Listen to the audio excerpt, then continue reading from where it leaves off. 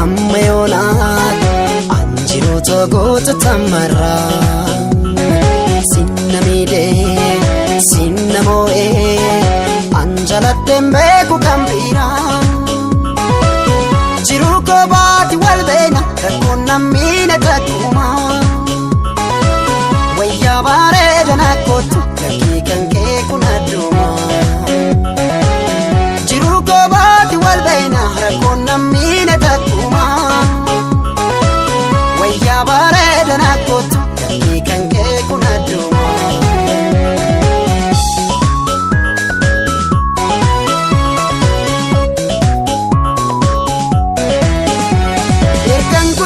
Si argeeti yadakeeti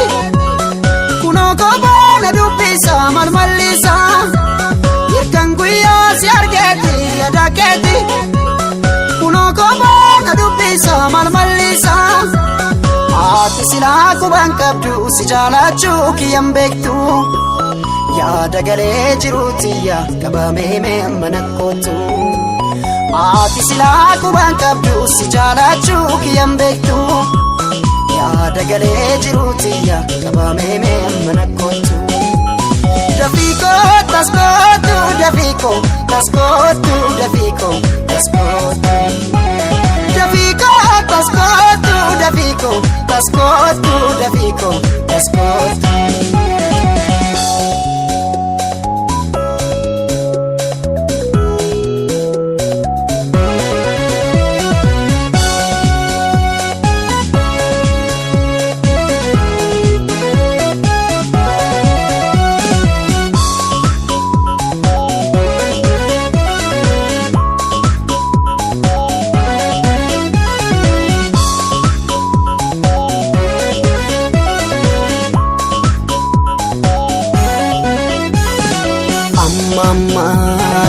Amma yoonaan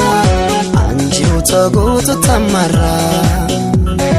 sinna miidhee sinna moo'ee anjaladheen beeku kan biraa jiruu koobaati wal beena rakkoon nammiine takkuma wayyaa bareedan akkootu lakkii kan kee kun adduma jiruu koobaati wal beena rakkoon nammiine takkuma wayyaa bareedan akkootu lakkii kan kee kun adduma.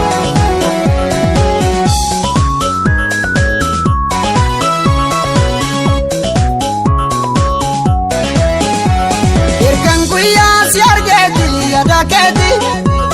kunoo koboona dubbisa malmallisa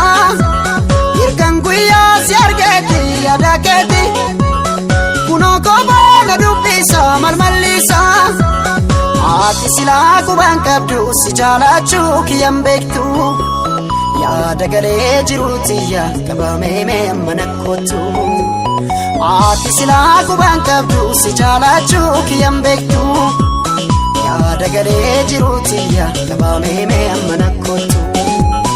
dafiiko taskootu dafiiko taskootu dafiiko taskootu dafiiko taskootu dafiiko taskootu dafiiko taskootu dafiiko taskootu dafiiko taskootu dafiiko taskootu dafiiko taskootu dafiiko taskootu dafiiko taskootu.